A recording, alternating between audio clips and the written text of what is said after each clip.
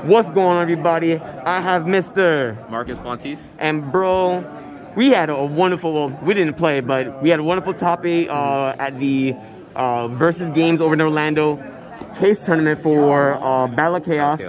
And our team played against each other in top 8. But you're playing the best deck and the most spiciest deck in the room. What did you play? I'm playing DDDs today. All right, so you guys made top 8. Yeah. What was your personal record, though? My personal record, I lost 2 games, or 2 matches, I mean. I lost 2 matches. I lost in top 8, and then I lost to my my friend John. I think around round 3. All right, so personal X1. Yeah, personal X1, yeah. That's good. All right, so why DDD, and how did you feel about this deck right now? Okay, so I chose DDD for a couple reasons. One, I usually don't play like meta decks. I usually just play whatever I feel like it. So I chose DDD because one, it's a good rogue choice. Like no one's gonna know what the cards do for the most part.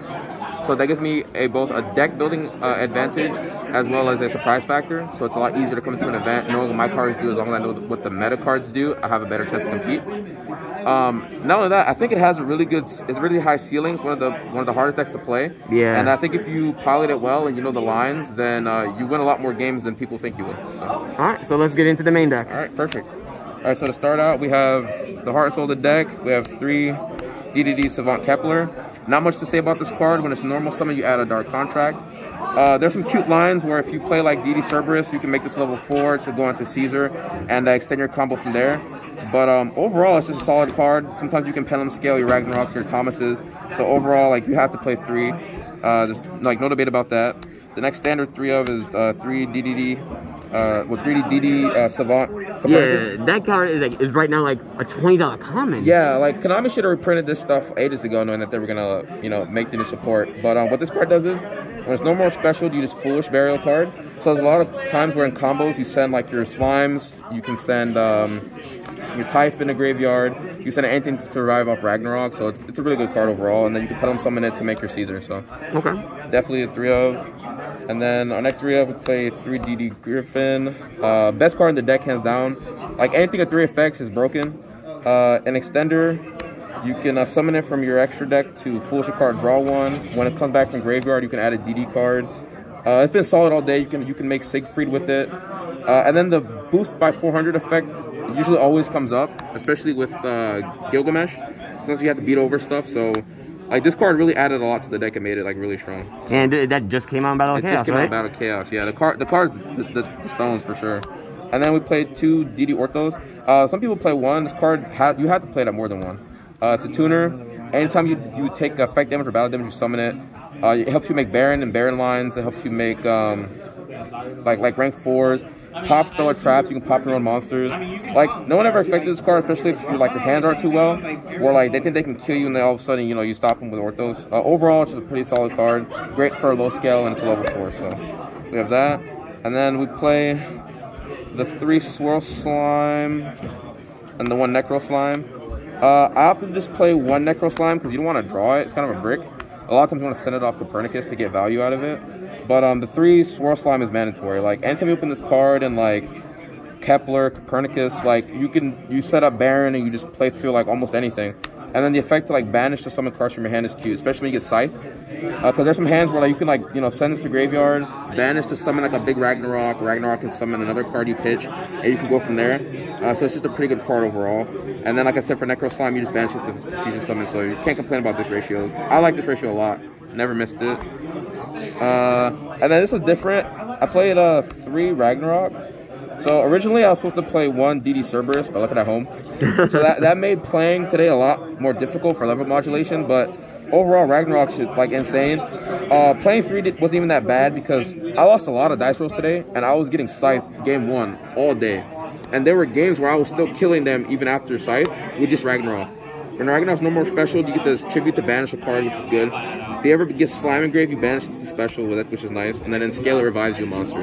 So, and then it's a DDD, so you can overlay for Machinex. So overall, like Ragnarok's is the stones. I probably would just play 2 and, put the Cerberus in there, or just play 3 and put the Cerb, but still got to do more testing with it.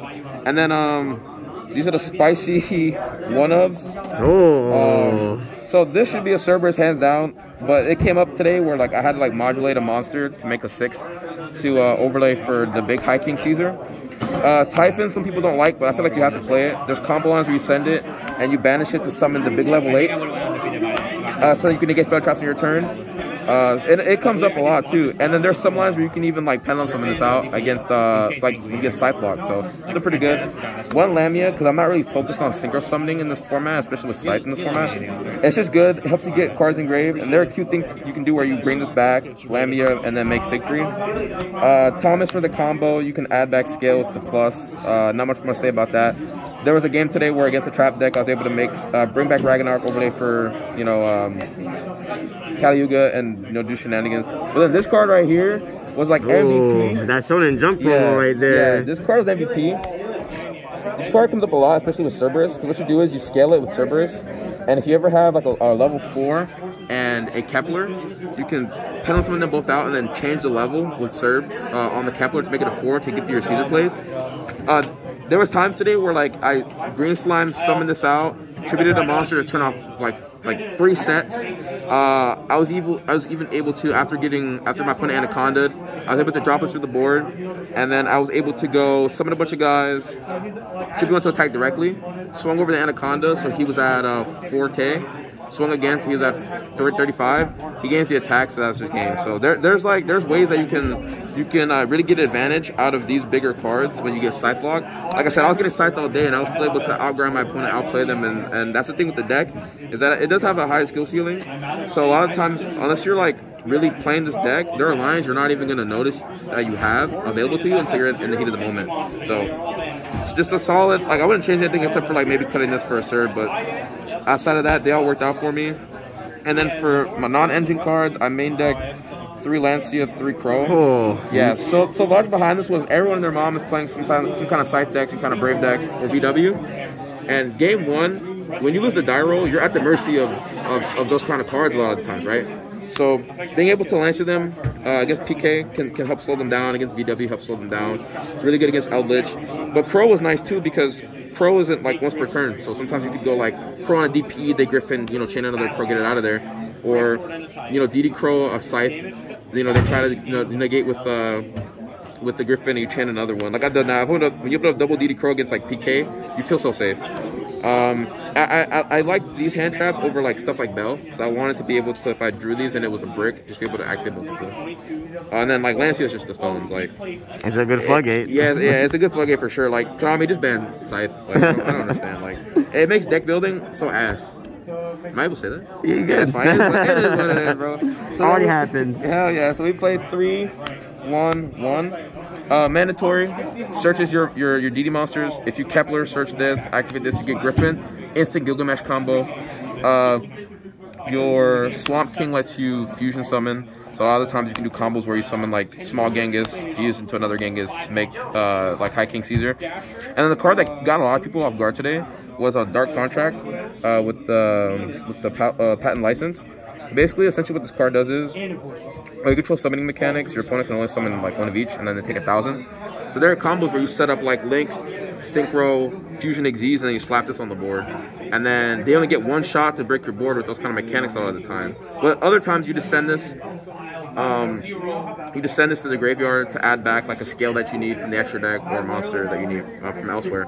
So overall, like you have to play these contracts for sure. Yeah. This is arguable, but if you want to play with the new cards, you kind of have to. So, and then lastly, no introduction, Droplet. God card. God card, one of the best cards in the format, especially when you like send double slime and hit like a Griffin and a Scythe, like it's just insane. Call by the Grave again for just hand traps and just problematic cards like Scythe and DP and stuff like that. Reborn, funny enough, sometimes you can brick. Like sometimes today I was bricking on engine, and those are the kind of the hands where you have to like recall testing or different combo lines to figure out how to maneuver those situations. Which again, it comes to testing, right? Like some people make the meme of like, haha, spreadsheet. But like I had already been playing DDDs, so just like continuously practicing, testing with my boys, all the combo lines helped me see a lot of tech choices I could add for this event at least to get a lot of wins. 1-for-1 combo starter, don't need to explain that. And then Headhunt, you search it off a Griffin. Essentially, it's a snatch steal, and then if the monster's there on your turn, you overlay for Machinex. So sometimes you search this, even if you end on what people think is a mediocre board, of like, you know, the High King Caesar and Machinex, sometimes like the headhunt can just like seal the deal, you know? Like today I was able to take a cherry beating with Machinex, and then he tried to summon Dart, took the Dart, and then from there, like, my opponent in that situation lost. So the card really comes up a lot. It helps you a lot in different situations. So that's the main deck. I believe my main deck was like 41 cards. Okay. Yeah, 41 or 42. For me, it was hard to cut cards. I don't really care about playing over 40 because a lot of my cards are engine aside from the small line engine. So there's that. And then onto the extra deck real quick. We have a 2 big Genghis, a D-Arc, and big High King Genghis. No introduction needed. Whenever Genghis is on the field and he sees the monster get special summon, he summons one from grave. This is really good in combos where you can like overlay these two for the High King. When he leaves the field, you add a Dark Contract. So, like, Genghis is just the MVP. Like, you summon this card more than you summon like anything else. D-Arc, I was iffy about this card at first, but this card came up a lot with Lamia because sometimes you can't force Baron lines. You have to be able to go into that Siegfried to negate those stolen traps like Rite of Armesia and you know, Fusion Destiny and stuff like that. And it also helps whenever you're like your back's against the wall and you need to gain more life. So D-Arc came up a lot. And then High Flame King, the easiest way you can make it is if you Swirl Slime with like a big guy in your hand, or you send Typhon to banish. It only negates spell and traps on your turn, but that's fine because if you overlay over Machinex and you pass your opponent's turn and this is still in your grave and you have scales, like Ragnarok can bring all your monsters back, right? So you're always recycling these big guys. So this guy always came in clutch, especially with Griffin, so you can beat over like things like Zeus and other problematic cards. So that's the fusion lineup. My synchro lineup's only 2. Siegfried negates face of filler traps, easy to make with Lamia and the Arc. You have to end on this a lot of the times against decks like VW and Eldritch to have a chance a lot of times. And then you have the Baron. Honestly, you could like cut this and play like the High Alexander or find another 10 or just another monster in general. Because I find that whenever you're playing, the Baron lines sometimes feel forced. Like, unless you open up specific hands for Baron, a lot of times it's hard to make. So you never want to get call your pants down trying to make this to negate Nib when there are combos with High King to negate Nib. But it's there if you like really need it to negate Nib. So, and outside of that, you can pop like your rank 4 to get some combo plays. Best extra deck monster, Gilgamesh. Just 2 DD monsters. Basically what it does is when you link summon, you get 2 scales, which isn't even the most broken part about it. The real broken part about it is the fact that if you're comboing through and you end on Machinex and this is just here, when this dies, you get to bring back a DD monster. So, on top of that, there's combo lines where you can make multiple in the same turn to get off your Xyz monster plays, effects to get going. So, Gilgamesh is insane. I got anti-spelled a lot today. So every time they anti-spelled me, I just set up my 2 scales because they placed them, and then you just combo off from there. So, but you have to play 3. You can arguably play 2, but the combo lines, if you're really playing it, you'll see that like 3 comes up a lot. And then to round that off, our Xyz package. High King is good. You overlay 2 Genghises to negate special summons. So like I had this on board and I was negating all types of stuff, like Rite of Armesias, you know, Fusion Destiny, stuff like that. You have your package to where Wave King adds you a fusion, and then Martel sends you anything that you need. So sometimes you can send like the field spell to add back a card, or you can send like a slime or anything like that you need to get your plays going. And then you bring your opponent for 1,000, which helps in the grand game for sure. Zeus generic, you can like overlay. And this is like the second best card in the deck, Machinex. So like there are a lot of hands where like your opponent stops you a lot, and sometimes this in a contract alone can like win you the game. Like there were games where I'd end on this, maybe like a mediocre extra deck monster, but I'd have like the contracts up, and I'd pop a contract, take a monster, you know, deactivate another monster effect, pop another card, take a monster, and then like you suck up so much advantage from your opponent that it's crazy. And then if he lives, you place him in scale, you get to pen on someone again, so it's solid. And then you can overlay on top of Zeus a lot of the times too. So like there were games where like you make this, they impermit, you overlay for this attack, and then you make Zeus, and then like your opponent's out of there. So there's that. Solid extra deck count, standard 15, and then move on to the side deck. I sided Kali Yuga because I played multiple Ragnarok and Thomas. This came up sometimes, especially against like trap decks. Yeah, it's a good freeze. Yeah, it's a good freeze. Yeah, especially against like the PK deck. My opponent had like the nuts, and I was able to Thomas summon a guy and make like make this, and then from there like the whole board was outed. So he came up a few times. I decided to side Ash. I didn't really want to play like 15 like 18 non-engine cards. Like this was just nice against like matchups that weren't scythe heavy, like VW and stuff like that. So and then rogue decks. So you can swap this out where Crow isn't necessary. And then from there, my ratios are weird for this, but it's 2 Cosmic and a 2 Lightning Storm. You could decide these in for backer decks, obviously, but there's specific side patterns for this. So if you go like second, you could take out the field spell and headhunt, put these 2 in, and then vice versa. Or then put in like dead DD cards you don't need. It's good for adding back row and like, you know, stopping those cards that like impact you like scythe and stuff like that. So there's that. 3 evenly matched. Nothing really more I can say about that. Like the card, this is a god card too. Like especially when your opponent has tokens up on the board. Gotta break a board every time. Break a board every single time. 2 anti-spell for going first. Helps you against, you know, the Brave Engine. Helps you against stuff like Lightning Storm. Because a lot of times your board is weak. The cards like Lightning Storm if you don't have like a Siegfried. So a lot of times you have to prioritize that card against 2 and 3. And then the last 2 cards I played that were just like destroying people were Eternal Darkness and like with errors. So with errors basically says while you have a DD monster, you can like basically like just turn off all trap like turn off trap effects. So like they'll activate a trap, you can chain this, and then just like turn that off for the turn. The most like confusing card that people had to read a lot today was errors. So essentially what errors does is I'll read it to you. While you have 2 DD cards in your pendulum zones, your opponent cannot target monsters on the field with spell trap effects. They can't tribute them for tribute summons, nor use them as materials for fusion, synchro, or Xyz, and then you take 1,000. So like your combo ends with 2 scales, and even if they break your board, if you search this and you have it set and you flip it up, like decks like Flunder, you know, decks that rely heavy on their Xyz, their synchro like strategies really struggle with this card. And there's a lot of times where people, especially in like games 2 and 3, like could never out this. Right? And if you have cards like Thomas in your extra deck, you're always adding back your scales to be able to just like destroy your opponent even harder. And like I said, for errors, it's really good against trap decks. So that was the extra deck.